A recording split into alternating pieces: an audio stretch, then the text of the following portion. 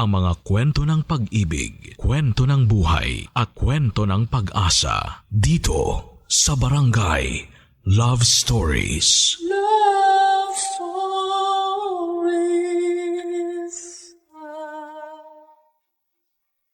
Kapag mahal mo raw ang isang tao, ilang ulit kang magpapatawad. Kapag mahal mo raw ang isang tao ay uunahin mo lagi ang umunawa. Ikaw kabarangay, ilang beses ka bang magpapatawad at uunawa? Dear Papa Dudut, isang mapagpalang araw sa inyong lahat sa Barangay LS. Ako nga pala si Harold, 31 years old at gusto ko lang magsumbong sa inyo sa nangyari sa relasyon ko. May nakarelasyon ako na mas matanda sa akin ng 5 taon, siya si Leia. Matagal ko ng crush si Leia bago ko pa siya ligawan. Naging magkakilala kami dahil sa dating pinagtatrabahuhan namin. Gusto ko na siyang ligawan, unang beses ko pa lamang siyang nakilala. Ang saya kasi niyang kasama, maganda rin siya at kalog talaga. Sa tuwing kasama ko siya ay pakiramdam ko ay safe ako. Kakaiba siya sa lahat ng mga babaeng natipuhan ko noon, Papa Dudut. At kahit sabihing merong mas maganda sa kanya pero iba ang hatak niya. Marami nga ring nagkagusto sa kanya sa dating pinagtatrabahuhan namin. Hindi siya nababakante, iyon ang problema ko. Kaya hindi ako makasingit na maligawan siya. Hindi siya nawawala ng karelasyon. Oras na malaman ng mga lalaking kakilala niya na single na siya ay biglang hahaba ang pila. Madalas ako ang huling nakakaalam na single siya kahit kami pa yung mas close sa isa't isa. Kaya madalas ako yung napag-iiwanan. Saka natatakot din akong ligawan siya dahil baka i-reject niya ako. Lalo't 5 taon ang tanda niya sa akin. Gayunpaman kapag tadhana na ang gumawa ng paraan para mapansin ka ng taong gusto mo, wala na silang laban kahit sino pa ang iharap mo. Sa wakas nung natapos na ang relasyon niya, ako naman ang unang nakaalam na single siya. Niligawan ko siya at pinagbigyan niya ako. Maswerte pa nga dahil inaya niya akong mag-live-in dahil wala na rin siyang kasama sa apartment niya. Pumayag ako, Papa Dudut. Pagkakataon ko na yon para ipakita sa kanya na ako ang karapat-dapat para sa kanya.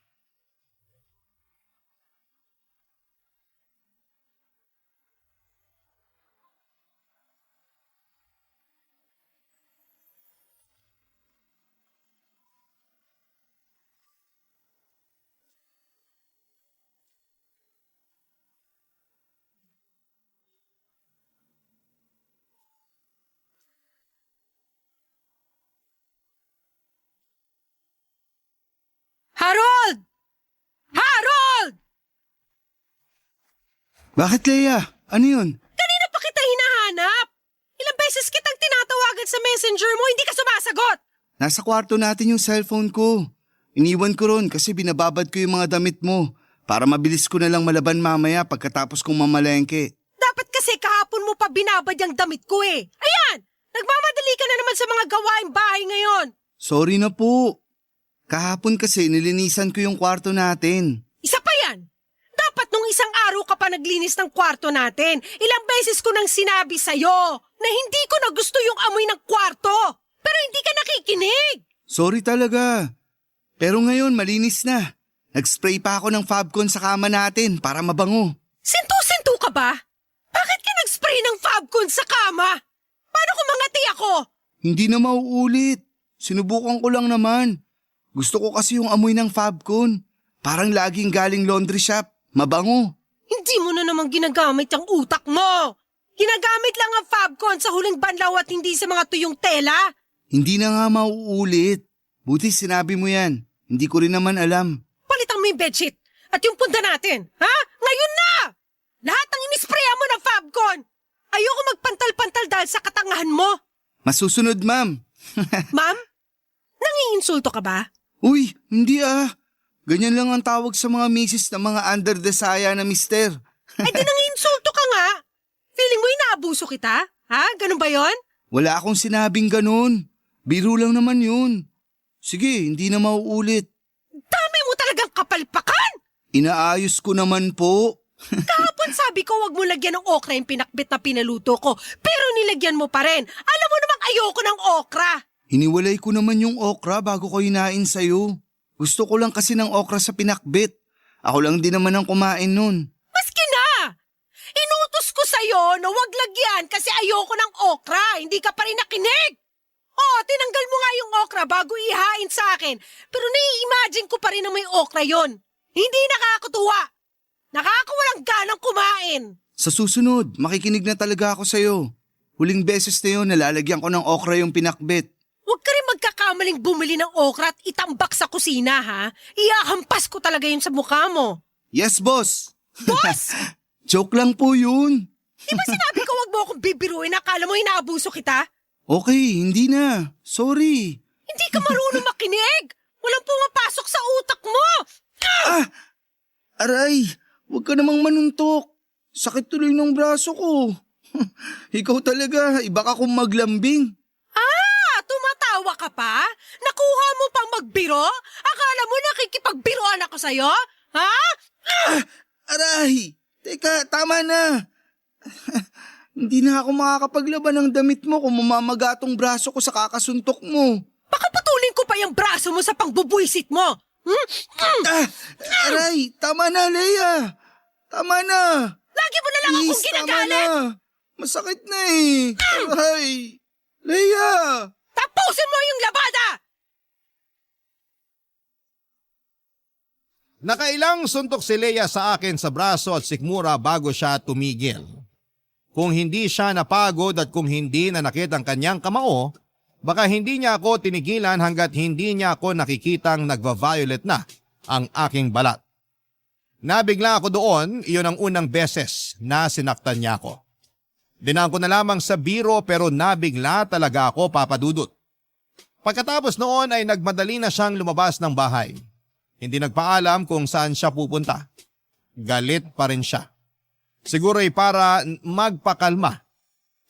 Hindi ako kaagad nakabalik sa pag-aasikaso ng labahin ni Leia. Masakit pa rin kasi noon ang braso ko. Pinahirang ko na ng liniment para mawala kahit papaano ang pananakit pero hindi yon umepekto. Napansin kong nagpapasana ang braso ko. Hindi ko natuloy natapos pa ang mga gawaing bahay. Palaisipan pa rin sa akin kung bakit ganon ang inastan ni Leia sa akin. Yun ang unang beses na nakita ko siya na parang naging dragon. Nung magkaibigan pa lamang kasi kami ay napaka-sweet niya at masiyahin. Kaya nga ako nahulog sa kanya. Aaminin kong natakot ako sa ginawa niya, Papa Dudut, kasi parang ibang tao ang nakita ko noon habang sinusuntok niya ako nang paulit-ulit sa braso at sikmura. Gabi na noong pinagpatuloy ko ang labahan. Nabawasan na ang sakit sa braso ko kahit papaano. Pinagpaliban ko muna ang pamamalengke dahil hindi ko kayang magbuhat ng mabibigat. Saktong natapos ko ang mga labahan nang dumating si Leia. May hawak siyang yema. Nilapitan niya ako habang inaayos ang ginamit ko sa paglalaba. Tahimik lamang ako noon at pinakikiramdaman siya. Noong kinalabit niya ako ay napatingin ako sa kanya, Papa Dudut. Maamo na muli ang mukha niya. Parang bumalik na ang Leia na una kong nakilala.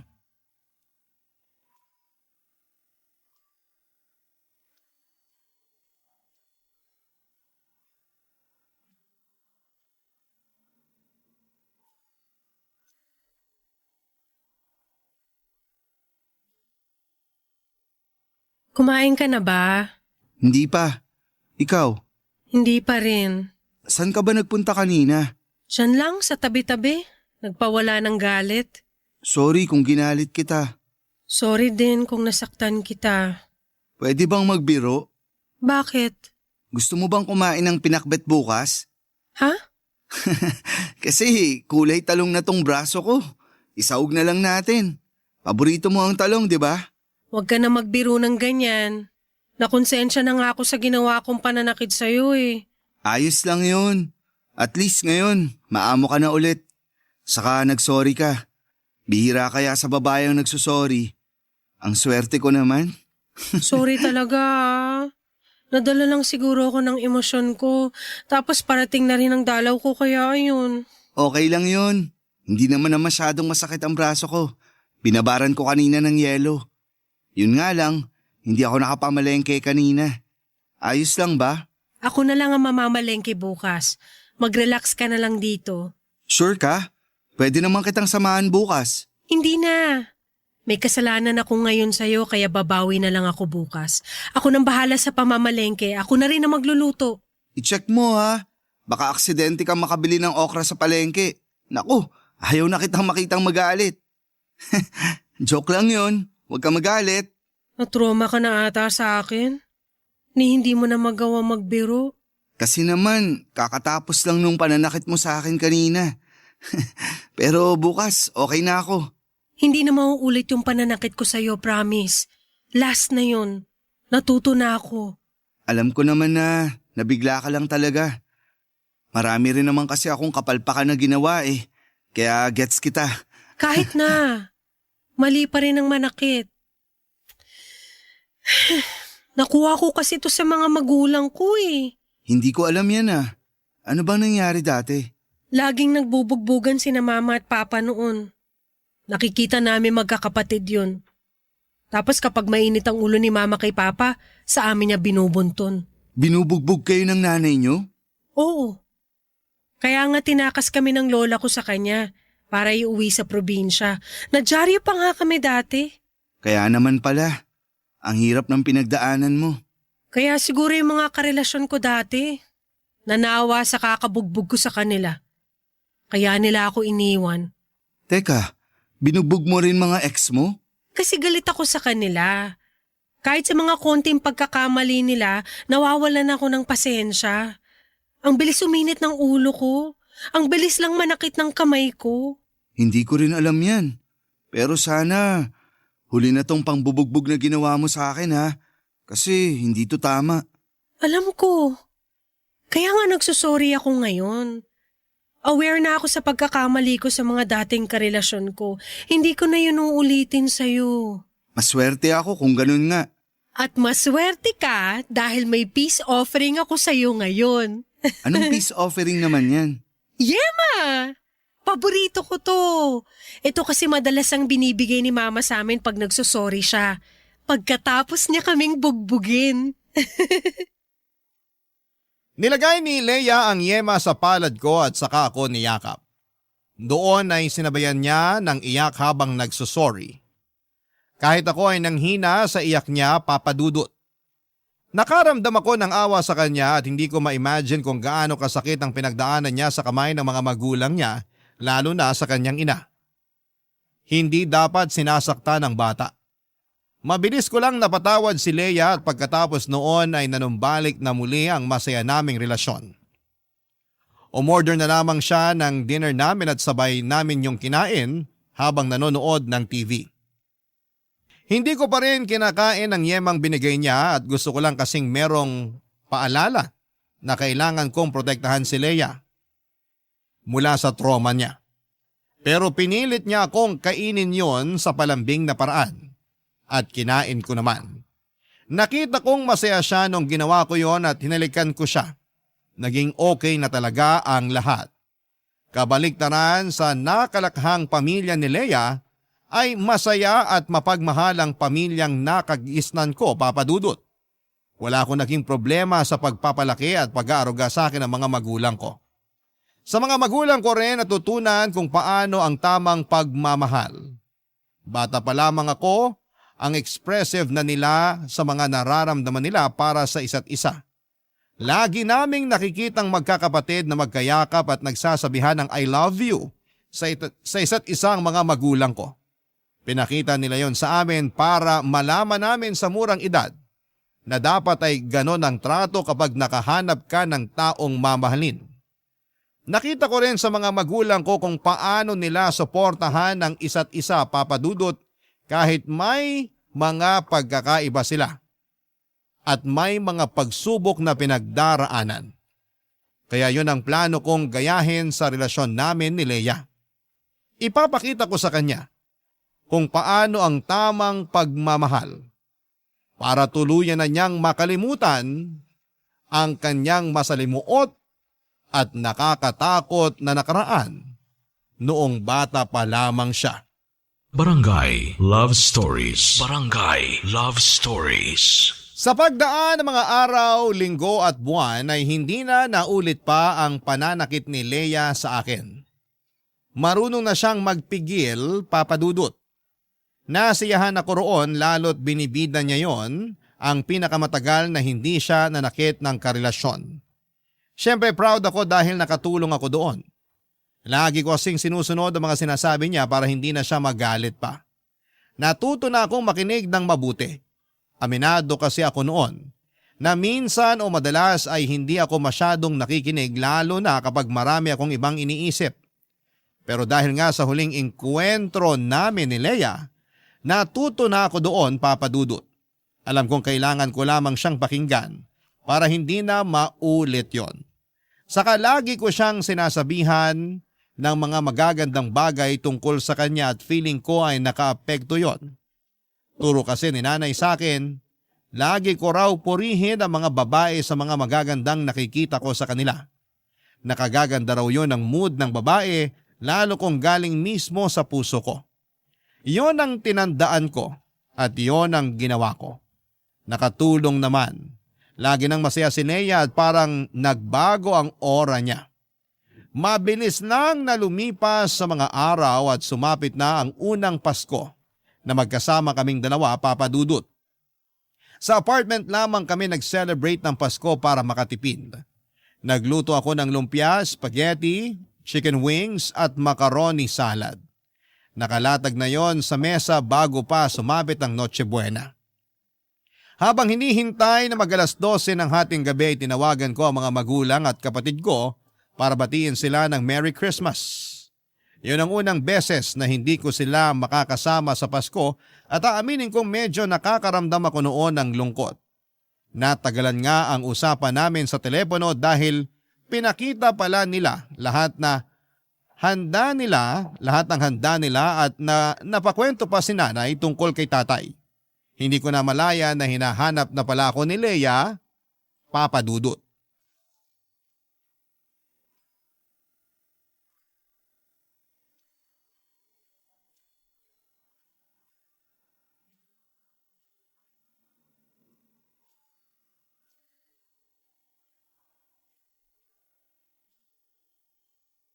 Hoy Harold! Kanina pa kita tinatawag Saan ka ba nagpunta? Kanina pa kita tinatawagan pero hindi ka makontak. Lumabas kasi ako. Pasensya na kung di ko nasagot mga tawag mo. Tinatawagan ko kasi si nanay. Bakit hindi na lang dito sa loob ng bahay ka tumawag? Kanina pa kita hinahanap. Ang bagal kasi ng wifi natin. Ginamit ko na lang yung data ko. Sa labas malakas yung sagap ng internet. Kaya doon ko tinawagan si nanay. Ayun nga Ipapaayos ko sana sa iyo tong wifi natin kasi hindi ako makakonect. Paano ako makakapag-post nito sa Facebook? May problema ata talaga sa internet ngayon. Nag-message na ako pero sabi, may inaayos daw. Kaya baka mamayang madaling araw pa matatapos yung service maintenance nila. Nakakabanas naman Kung kailan naman Pasko. Ay! Makikonek ka na lang sa data ko. Marami pa naman to. Hayaan mo na. Sure ka? Sabihin mo lang sa akin kapag kailangan mo na. Sino na naman ba yung tumatawag sa iyo sa messenger? Si ate. Teka, sagutin ko lang. Subukan mong lumabas ulit, tatamaan ka sa akin. Ha? Ilang oras mo nang kausap ang pamilya mo? Paano naman ako? Iiwan mo lang ako rito sa loob ng bahay? Saglit lang naman to. Pag Noche Buena na, sa'yo na buo ang atensyon ko. Hindi. Mula sa oras na to, sa akin ang atensyon mo. Unang Pasko nating magkasama tapos babaliwalain mo lang ako. Di sana sumama na lang pala ako sa mga kaibigan ko para nag-inuman na lang kami. Sorry na. Unang Pasko rin kasi to na hindi ko kasama ang pamilya ko. Sumasama ang loob mo. Gusto mo doon ka na lang sa kanila. Marami ka pa namang data, di ba? Mag-book ka na ng masasakyan at umuwi ka na lang doon. Iuwi mo na lang din lahat ng handa natin. Tutal wala na akong ganang kumain. Wag namang ganyan. Gusto ko silang makasama. Pero gusto rin kitang kasama.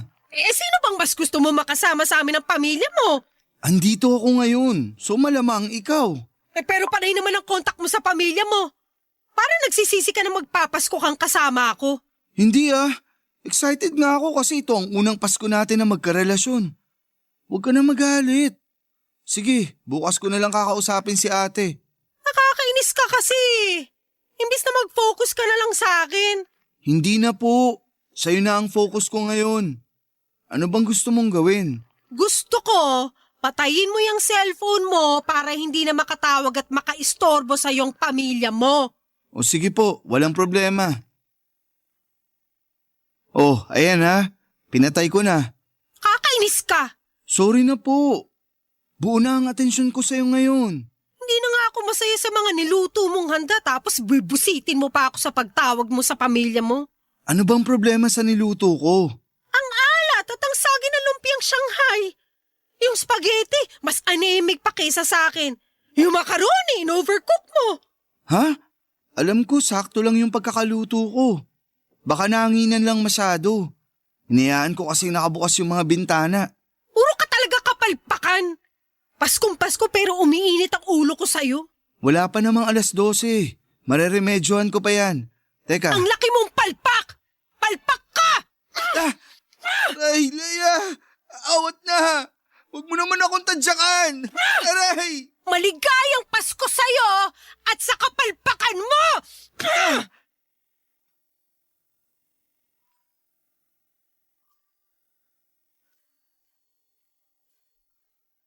Tinadyakan sa hita, sinuntok sa muka at sikmura. Yan ang paulit-ulit na ginawa sa akin ni Leia Papadudot. Sinabunutan din niya ako at sinubukang ihampas ang ulo ko sa mesa, kung saan ay nakalatag ang mga handa namin. Buti na lamang at nakapalag ako. Pero sa ibang mga ginawa niya ay hindi na ako nakalaban pa. Ayoko rin namang lumaban dahil ayoko siyang masaktan. Hinayaan ko na lamang siya dahil alam ko mapapagod din siyang saktan ako, Papadudot. Noong hiningal at nasaktan na ang mga kamay niya ay doon na niya ako tinigilan. Nagkulong siya sa kwarto at doon nagwala na sinabayan pa ng pag-iyak. Napasili pa ang mga kapitbahay namin dahil sa mga narinig. Hiyang-hiya ako pero wala akong ibang magawa. Nakailang beses akong kumatok sa kwarto para pagbuksan niya ako. Pero hindi niya ginawa yon. Lumagpas na ang 12:00 pero ayaw pa rin niyang lumabas. Nasa labas lamang ako ng kwarto at inihintay na pagbuksan niya ako. Hindi ko na alam kung aling parte ng katawan ko ang sumasakit dahil halos nagsabay-sabay na yon. Sinabayan pa ng pagkalam ng sikmura dahil sa gutom. 3:00 na ng madaling araw nang lumabas si Leia sa kwarto at kinumusta ko siya, Papadudot. Niyakap niya ako at nagsorry. Inaya ko na siyang kumain at tumango lamang siya. Nagutom siya at naparami ang kain niya habang ako ay nakatingin lamang sa kanya at nakakaramdam na ng takot. Nang mapansin niyang nakatitig ako sa kanya ay may kinuha siya sa kanyang bulsa. Isang yema. Inabot niya sa akin at tulad ng dati simbolo yon ang pagsusori niya sa akin. Hindi pa man ako okay noon pero ngumiti ako at tinanggap ang yema na inabot niya. Doon na siya ngumiti at magana na ulit na kumain. Hindi ako halos makakain noon dahil iniinda ko ang sakit ng pangbubugbog niya sa akin. Nagkaroon ng mga pasa at latay sa buong katawan ko. At pagkatapos ng Pasko, pagbalik ko sa trabaho ay napansin ang katrabaho ko at dati kong kaklase sa college na si Julie ang mga bakas ng pananakit ni Leia sa akin, Papadudot.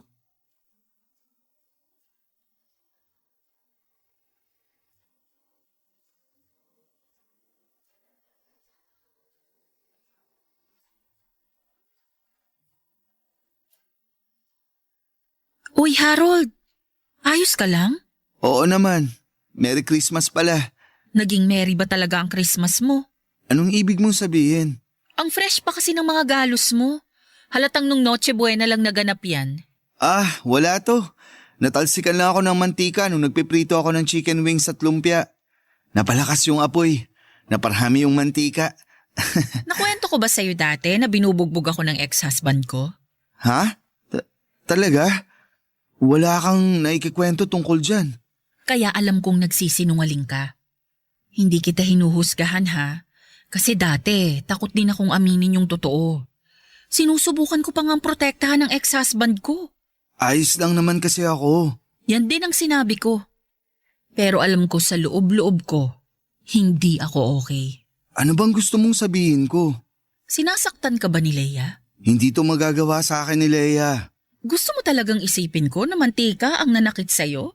Nagkapasa ka dahil natalsikan ka ng mantika? Nahulog lang din ako sa hagdan. Nagmamadali kasi ako sa pagbaba. Ayun, nadulas ako. Ang classic. Yan ang madalas kong ginagamit na dahilan kapag nahuhulihan akong may pasa sa muka. Lagi kong sinasabi na nahulog ako sa hagdan. Kahit sa totoo, wala namang second floor ang bahay namin. Pwedeng magtanong, Ano yun? paano ka nakatakas sa ex mo? Gusto mo na rin bang takasan at maging ex si Leia? Huwag na lang pala natin pag-usapan. Hindi. Pag-usapan natin. Pinapagaan ko lang ang sitwasyon. Huwag kang mag-alala. Mapagkakatiwalaan mo ko. Ready ka bang magtiwala rin sa akin? Nakakaawa kasi si Leia. Lumaki siya sa toxic na pamilya. Nagbubugbugan ng mga magulang niya.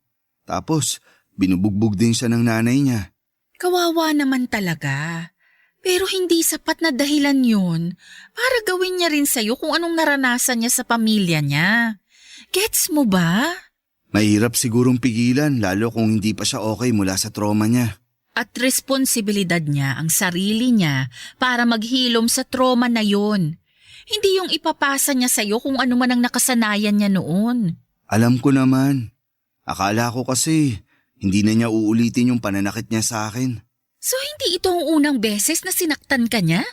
Pangalawa pa lang naman. Nilalang mo yan? Dapat nga nung unang beses pa lang huminto na siya. Sinubukan naman niya. Ilang buwan din ang pagitan nung una at pangalawang pananakit niya sa akin. Kahit papano, nag-improve naman siya. Proud ka pa talaga ha? Dapat nga hindi na naulit, di ba? Hindi naman kasi ganun kadaling takasan ang nakasanayan mo. Hindi naman talaga dapat takasan. Pero kailangan niyang harapin at kumprontahin ang issue na yan para matapos na at makapagbagong buhay na siya. Hindi ganun kasimple. Malalim yung mga sugat niya. Ganyan na ganyan din ako sa ex ko. Ilang beses ko ring pinagtanggol at pinaniwalaan na magbabago siya pero walang nangyari. Kung hindi pa ako na ICU noon dahil sa pananakit niya, hindi pa ako matatauhan. Harold, hindi na magbabago si Leia. Puro lang sorry ang matatanggap mo sa kanya. Pero hanggang doon na lang yun. Maniwala ka sa akin. Pinagdaanan ko yan. Walang pagbabago sa taong ayaw magbago. Hindi na ako nagsalita sa huling sinabi ni Julie, Papa Dudut. Alam kong may punto siya. Pinag-isipan ko yung buong araw habang nasa opisina. Wala na ba talagang pag-asa na magbago si Leia? Hahayaan ko na lang ba siyang saktan ako ng paulit-ulit hanggang sa sumuko na lamang ang katawan ko? Hindi ako mapakali. Lagi na lang akong natatakot, pati ang pag-uwi sa apartment namin ay kinakabahan ako. Hindi ako makagalaw ng maayos kapag kasama ko si Leia. Pakiramdam ko anumang oras na may mapansin siyang mali ay aambahan na agad niya ako. Hindi na ako komportable sa piling niya. Pero mahal ko siya. Lalo akong nanghihina sa tuwing iningitian niya ako at nilalambing. Parang nakakalimutan ko bigla lahat ng pananakit niya sa akin, ganong kalakas ang karisma niya na kaya niya akong mabawi sa tuwing nakagagawa siya ng mali. Halos ayoko nang umuwi noon ng apartment, Papa Dudut. Kapag nagme-message siya sa akin ay parang ayoko nang basahin yon. Alam kong nakakahalata na siya sa unti-unting paglayo ko. Hindi lang siya umiimik dahil ayaw niyang mabuksang muli ang topic tungkol sa ginawa niyang pananakit sa akin noong dumaan ang Pasko. Sinubukan naman niyang bumawi at naging mabait siya sa akin at dinoble pa ang lambing at pag-aasikaso niya. Hindi siya nagpakita ng galit sa akin o kahit kaunting inis. Kaya muli na naman akong tumiklop sa kanya, Papa Dudut. Nahuli na naman niya ang kahinaan ko. Kaya lang ang tanong na tumatakbo sa isip ko, hanggang kailan kami magiging masaya bago ang susunod na pananakit niya? Barangay Love Stories. Barangay Love Stories. Nagpaalam ako kay Leia na uuwi muna ako sa amin dahil nagkasakit si nanay. Masama ang loob niya pero pumayag siya. Alam kasi niyang may kasalanan pa siya sa akin at hindi siya pwedeng umangal dahil baka lalo lang lumayo ang loob ko sa kanya. Nagtanong lamang siya sa akin kung kailan ako uuwi at sinabi ko sa kanya na hindi ko pa alam. Dagdag ko pa ay basta kapag naging stable na ang pakiramdam ni nanay, uuwi rin ako. Nagtanong siya kung pwede ko raw ba siyang isama na lamang sa bahay ni nanay, pero mabilis akong tumanggi. Na-offend ko siya dahil parang ayoko siyang kasama. Pero hindi naman kasi namin magawang mapag-usapan ang nangyaring pananakit niya sa akin. Kaya hindi ko magawang sabihin sa kanya na parang ko lamang din yon para makahinga sa relasyon namin. Gusto ko lang munang lumayo sa kanya kahit na ilang araw lang. Paglipas ng mga araw ay nag-a-update pa rin ako sa kanya kahit umuwi muna ako sa bahay ni nanay. Para hindi naman siya malungkot at mapraning. Baka hindi rin kasi lalo lang siyang magalit sa akin. Naging pasensyosa naman siya sa akin kahit ang tipid ko na mag-chat sa kanya papadudot. Nagpapakiramdaman talaga kaming dalawa at makalipas ang 1 linggo ay gumaling na si nanay at umuwi na rin ako sa apartment namin ni Leia. Aminado naman akong na-miss ko rin siya kaya naisip kong umuwi na. Sinalubong niya ako ng isang mahigpit na yakap at binusog ako sa halik sa mukha ko. Gumaan kahit papaano ang pakiramdam ko. Nakapagluto na rin siya at pinagsaluhan namin yon. Marami siyang nakwento sa akin na nangyari sa kanya habang wala ako. Mukha siyang masaya. Masaya na rin ako pero hindi pa rin matanggal sa isipan ko na anumang oras ay pwede na naman siyang sumabog at mangbugbog, papadudot.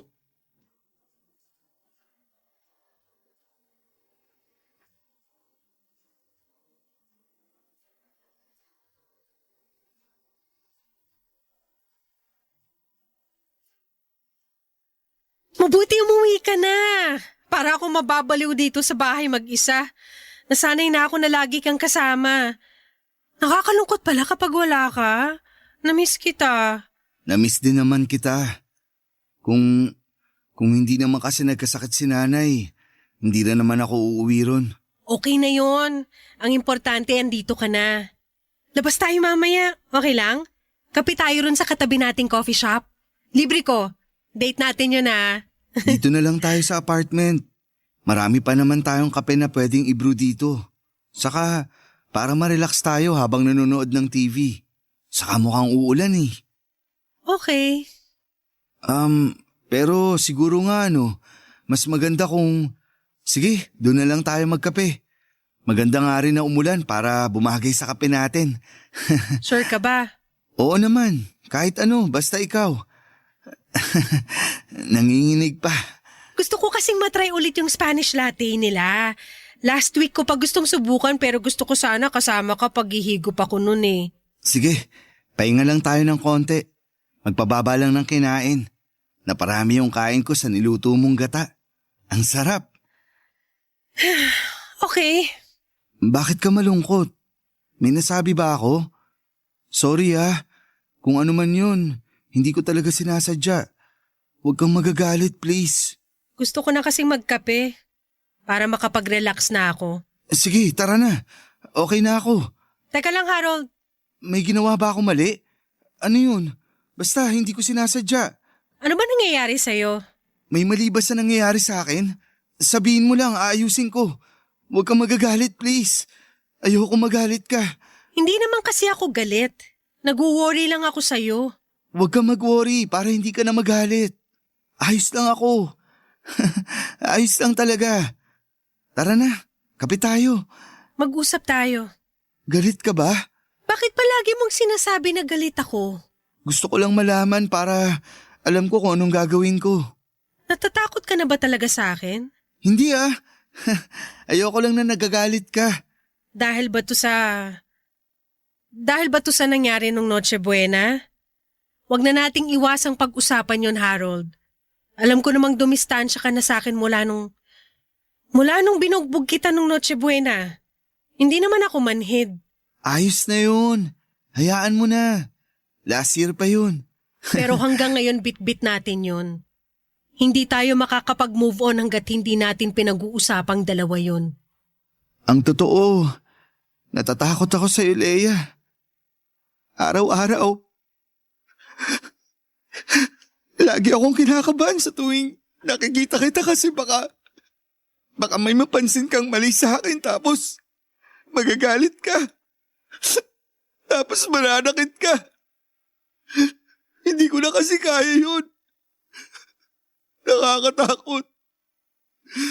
Hindi pinaranas to sa akin ng magulang ko. Pero bakit kailangan kong danasin yun sa'yo? Mahirap na bang patawarin yung mga maliliit na pagkakamali ko? Kasi sinusubukan ko naman. Kasi mahal kita. Pero minsan, ginagawa ko na lang lahat ng gusto mo kasi natatakot ako sa'yo. Di ba mali yun? Mali na ginagawa mo lang yung isang bagay kasi natatakot ka. Di ba dapat ginagawa mo yun kasi masaya ka? Sa unang pagkakataon ay hinayaan kong umagos ang sakit. Nagsumbong ako kay Leia sa sama ng loob ko sa kanya. Hinayaan kong umiyak ako na hindi ko naman nakasanayang gawin noon. Hindi ko siya matignan sa mga mata at nakaharang din ang mga braso ko sa mukha ko para mailagan ko kung sakali mang mapikon siya sa mga sinasabi ko. Pero hindi ko na pala kailangan ang mga braso ko para depensahan ang sarili ko dahil hindi naman ako sinaktan ni Leia. Pag-angat ko ng tingin sa kanya ay sinabayan niya ako ng iyak. Naramdaman ko ang awa niya para sa akin. Sinubukan niya akong yakapin pero umilag ang katawan ko dahil inaasahan marahil ng katawan ko na sasaktan niya ako. Sinusubukan lamang akong protektahan ang katawan ko. Doon na umiyak ng malakas si Leia. Sinaktan naman niya ang sarili niya. Sinampal niya ang mukha niya.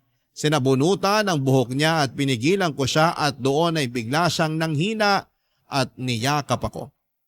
Yumakap ako pabalik para maramdaman niyang ligtas siya sa mga braso ko.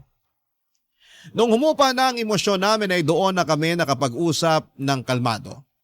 Sinabi niya sa akin na gusto na niyang magbago at sana'y matulungan ko siya. Natatakot na rin daw siya sa mga posible pa niyang magawa dala ng trauma niya. Kaya naman minabuti naming dalhin siya sa isang psychiatrist para maipagamot ang kinakaharap niya. May anger issues si Leia at marami pang lumabas na ibang mga mental health issues niya. May mga nireseta na sa kanyang mga gamot na inumin at masipag naman niyang sinunod lahat ng sinabi ng doktor sa kanya. Sinikap talagang ayusin ni Leia ang mga issues niya sa sarili at mga issue niya sa nakaraan niya. Natuwa ako. Lalo't nakita kong hindi na siya palaging galit at hindi na rin nananakit. Naging kampante na akong muli sa kanya, Papa Dudut. Sinuportahan ko siya at mas minahal, lalo, para magtuloy-tuloy na ang kanyang pagbabago. Masaya ako sa nangyari sa kanya at hiniling ko na sana'y tuluyan na niyang maiwan ang nakaraan niya, Papa Dudut.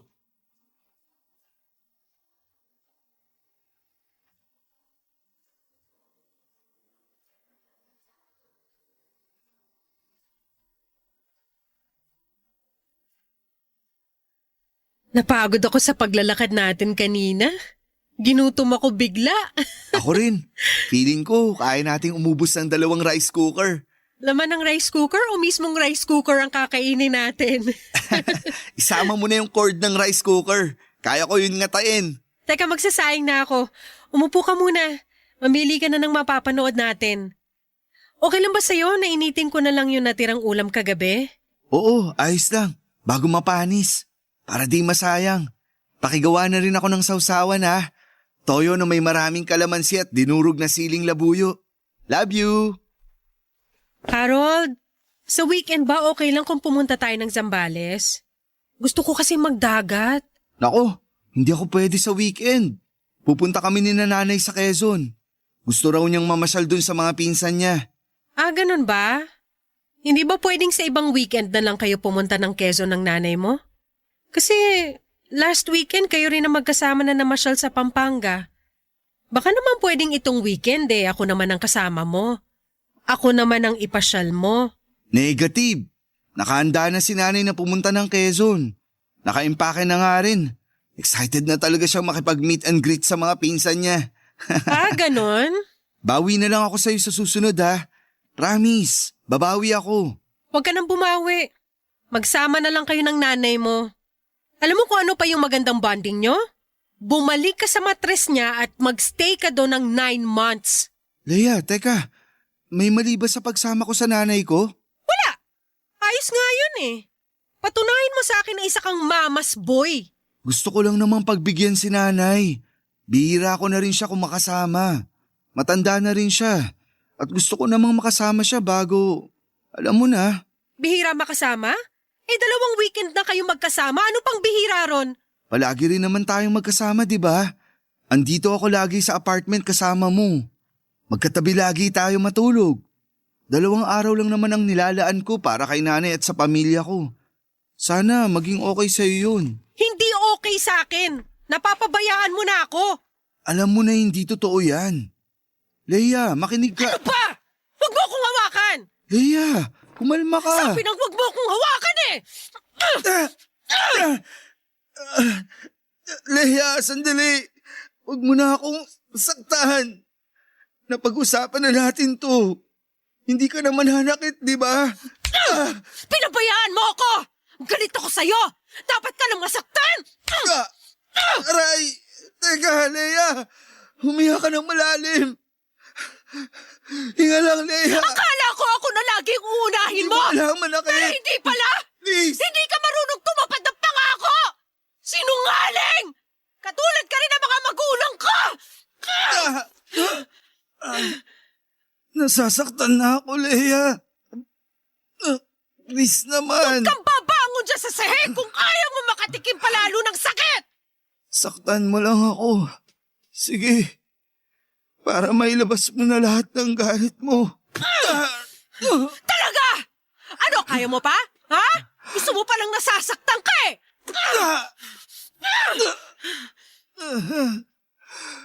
Tumigil ka lang kapag ayaw mo na. Hindi kita titigilan! Hindi kita titigilang saktan! Tandaan mo yan! Tapos na ba? Kasalanan mo to, Harold! Kung bakit kita nasaktan ulit!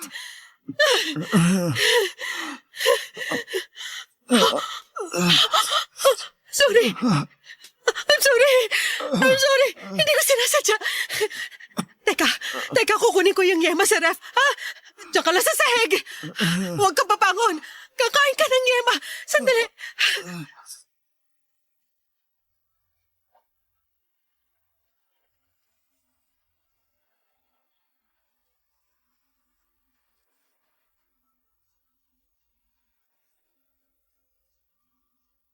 Tumakbo si Leia at iniwan ako para kunin ang yema sa ref. At tulad ng dati, iyon ang paraan niya para mag-sorry sa akin.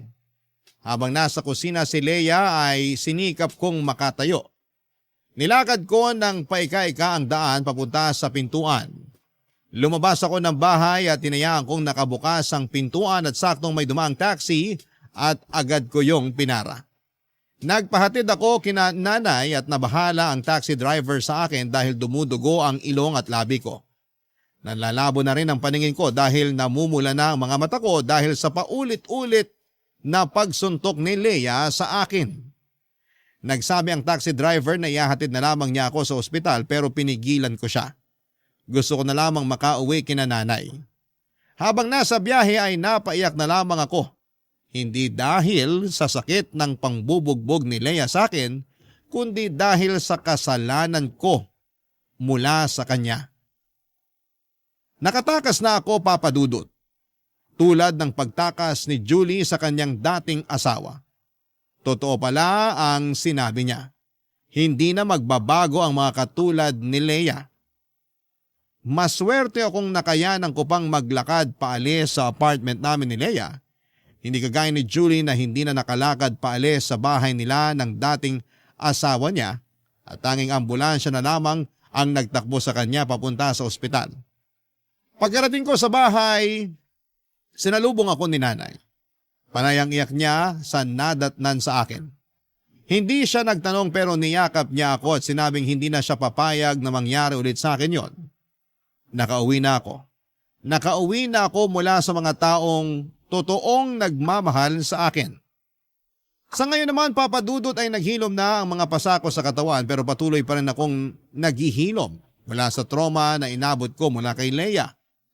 Lagi po akong binabangungot sa tuwing napapanaginipan ko kung paano akong saktan ni Leia noon. Aaminin kong nakaapekto ng malala ang ginawa ni Leia sa akin, sa aking pag-iisip at hirap akong makabangon dahil doon hanggang ngayon. Hindi rin nakatulong na patuloy siyang lumalapit sa akin para humingi ng tsansa para magkabalikan kami. Lagi siyang may dalang yema para humingi ng sorry. Hindi ko yon tinanggap. Katulad ng hindi ko pagtanggap sa mga ginawa niya sa akin noon. Aaminin kong hindi ko pa siya napatawad pero aaminin kong may pagmamahal pa rin ako para sa kanya. Isang bagay lang ang alam kong kailangan kong tanggapin at aminin. Hindi na ako babalik sa kanya at hindi ko nahahayaang maunit pa ang dati.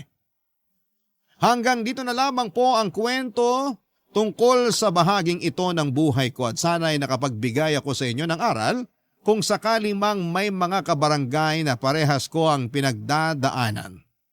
Isang mahigpit na yakap sa inyong lahat na dumaan sa mapang-abusong relasyon. Hindi kayo nag-iisa. Huwag kayong matakot, mananalo rin tayo at makakawala. Maraming salamat muli sa lahat ng mga bumubuo ng Barangay Love Stories. Ang inyong kabarangay forever, Harold. Barangay Love Stories. Barangay Love Stories. Ako, gigil na gigil talaga ako sa nangyayari sa kwento natin. O ikaw, kabarangay, kumukulo rin ba dugo mo? Pwede kang mag-iwan ng comment sa ating comment section. Nagustuhan ng iyong napakinggan? Ituloy yan via live stream sa www.gmanetwork.com/radio. Barangay LS 97.1 Forever.